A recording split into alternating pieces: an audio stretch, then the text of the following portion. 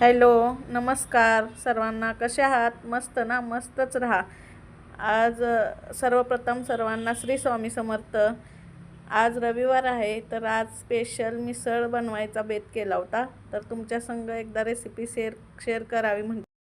आज मोसम पाऊस पाऊस पडायला लागलाय आणि पाऊस होता म्हणून आज रविवारचा दिवस होता म्हणून रोजच भाजी चपाती खाऊन कंटाळा येतो म्हणून आज मिसळ बनवायचं म्हटलं. तर आज मटकीला सगळ्यात पहिला मटकीला कुकरमध्ये एक शिट्टी करून घेतली मी.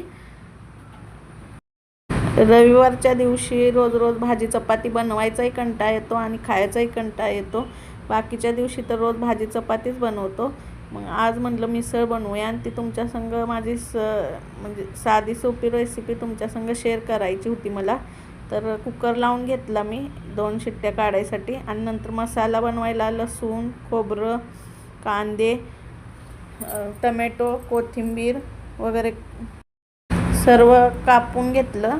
नंतर तवा गरम करायला ठेवला. त्या तव्यामध्ये खूप छान मसाला भाजतो.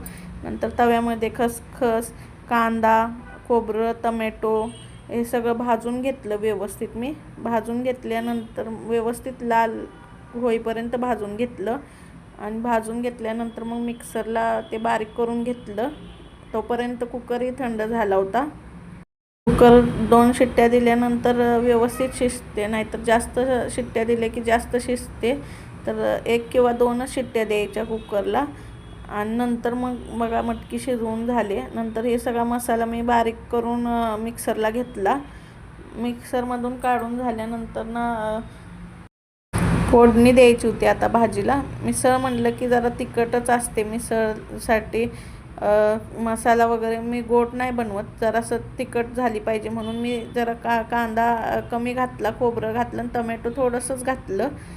नंतर ते सगळं बारीक करून घेतलं मी आणि बाहेरचा मोसम बघा किती छान वाटत होता.